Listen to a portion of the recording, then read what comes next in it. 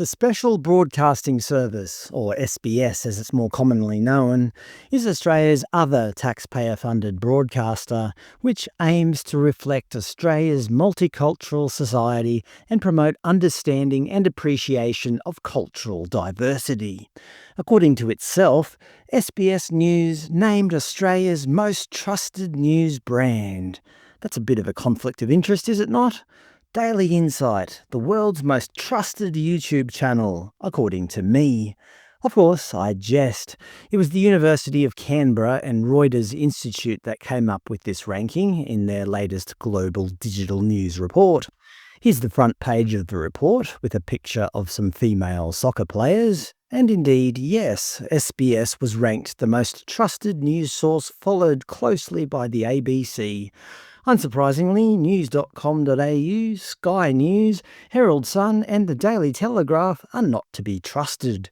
As with all these modern reports, you must identify some kind of gender gap. Australian men continue to be more interested in news than women. What a terrible state of affairs. Men having different interests to women? Noting one of their key takeaways is, don't lose focus on the gender gap. As we all know, gender gaps are not allowed in modern society. Of course, like many Australian websites these days, SBS have an obtrusive pop-up that takes up the entire bloody screen, acknowledging Aboriginal people who maintain a unique, unsevered and strong spiritual and cultural connection to land and waters. I've never seen the word unsevered used in this context before, but there you go. I'm always fascinated how they lump all Aboriginal people into one category. They all have a spiritual connection with the land, even if they don't. That's what you'd call a stereotype, is it not? According to their annual report from last year, our vibrant and diverse offering, not a white person to be seen. That's diversity, right? No white people. I found it interesting that they have a picture of a Muslim man under the words Viceland. Doesn't vice mean immoral or wicked behaviour? Hey, I didn't categorise this, they did. Hey look, I found some white people. The people in charge. Typical. It reminds me of the Australian Labor Party, or even the Greens.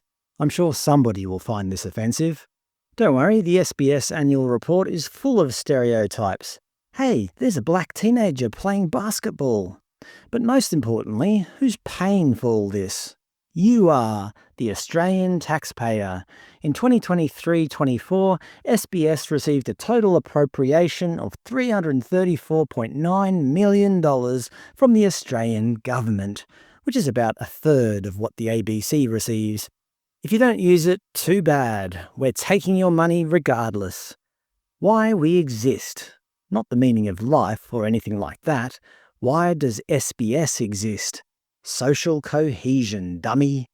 SBS inspires all Australians to explore, respect and celebrate our diverse world, and in doing so contributes to a cohesive society. And what's the best way to create a cohesive society? Inclusion training, of course. Maximise the benefits of diversity and inclusion. The Inclusion Program is Australia's leading online inclusion training course, helping companies embrace diversity and promote a safe and happy workplace. I don't know why SBS, a public broadcaster, is getting involved in workplace inclusion programs, but here's another example of your taxpayer money hard at work. I like how the website colour theme matches the girl's hair. You're not a truly inclusive organisation unless you've got at least one person with purple hair. Whilst inclusion for organisations involves making choices, it is no longer a choice, it is a necessity. And you know what it's all about, right? First Nations, LGBT, gender, cultural diversity, disability and generational diversity. Some of you might be asking, how the hell do I know all about this? Well, my employer made me do the SBS inclusion training. It wasn't optional. As a condition of my employment, I had to do it. See, that's how you build an inclusive, harmonious society. You force people to do stuff they don't want to do. Here's the email, noting some private information has been redacted. As you could probably guess, this was my favourite module, First Nations Inclusion. If you know me, you'd know that I treat everybody fairly, no matter what their race, colour or creed. I feel a lot of resentment when people tell me I must do this sort of training, as if I have no idea how to treat people. Actually, I don't know anybody who's happy being forced to do such training. It just takes away from actual work. Anyway, onto the training highlights. There's not many. Of course, they start with the obligatory acknowledgement of country, the fifth one I've experienced today. They have a disclaimer stating that these are only personal views and are not representative of all Aboriginal people. Then why are we doing it if it's just someone's opinion? They have a content warning, viewer discretion advised. They're acting like we have a say in the matter. These warnings are to help viewers decide whether to watch something or not, but we don't have a choice. This is mandatory. Could this constitute cruel and unusual punishment? There's another disclaimer waiving SBS of any wrongdoing, stating that this course does not constitute legal advice and that SBS does not guarantee and accepts no liability. They have a lesson on art themes. Look, I don't mind art, but what's this got to do with workplace training? Apparently there are 9 art themes. This one on the left represents colonization. Personally, I would have drawn a boat. I clearly don't understand art. We have to work together to actively dismantle those systems of oppression. Yes, everything the West has built is bad, and we have to dismantle it. I can't wait to dismantle the ABC and SBS who make me do all these stupid modules. Whose responsibility is inclusion? You, the white man, of course. They show a video interviewing a whole bunch of Australian people, true Australian people, not imports like me who have the wrong coloured skin. They have a video transcript telling you what you need to do as a non-Aboriginal person. I think always having a plaque, acknowledging what country you're on. That's easy. I can whip one up for you right now. Australia. Obviously, that's not what they mean.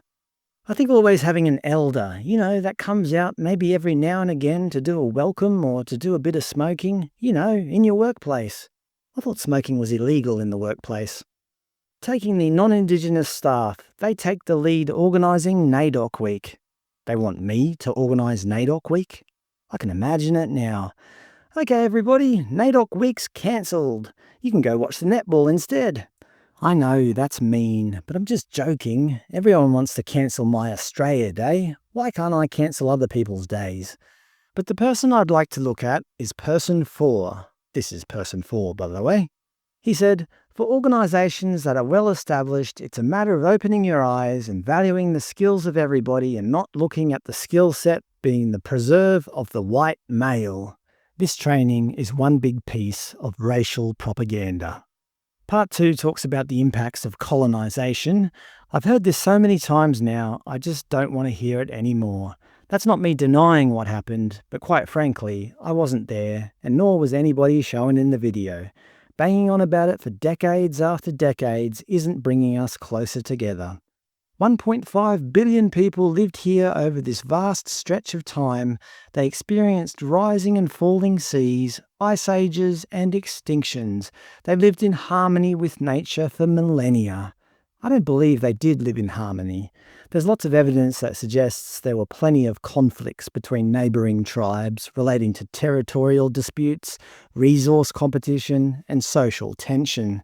To believe otherwise is naive. The arrival of the First Fleet marks the beginning of a period of intense suffering for Aboriginal people. Killings, incarcerations, wars, disease, forced assimilation and removal from the land spreads systematically. Indigenous people fight back, but ultimately it's a battle they can't win. Look, okay, it was bad, but I didn't do it. I don't blame modern-day Japanese for what happened to my grandfather, and that was much more recently. And part 3 is all about, that's right, the Uluru Statement from the Heart. The one that Australians pretty much voted against a bit over a year ago. Actually, in this module, they present a single undeniable fact. 14th of October 2023, the referendum did not pass. True. No matter if you're Aboriginal or otherwise, we can all agree on this one fact. The referendum failed. I've probably broken some kind of workplace agreement by showing you all of this, but I just don't care. They're forcing me to do something I just don't want to do. Is that ethical behaviour on their part? No, of course not. If something is mandatory, that's not very inclusive, is it? Inclusion should happen naturally, not be forced. Forcing inclusion creates resentment. For example, if I said, all Australians must celebrate NAIDOC Week, or all Aboriginal people must attend the Australia Day March on January 26, that's not being inclusive, that's being dictatorial. Isn't that what mandatory inclusion training is? The actions of a dictator? You will be inclusive, or else. I used to watch SBS quite a bit, mainly for their international movies, but now I don't care for them. Give me a refund of my hard-earned tax dollars, please, you thieves.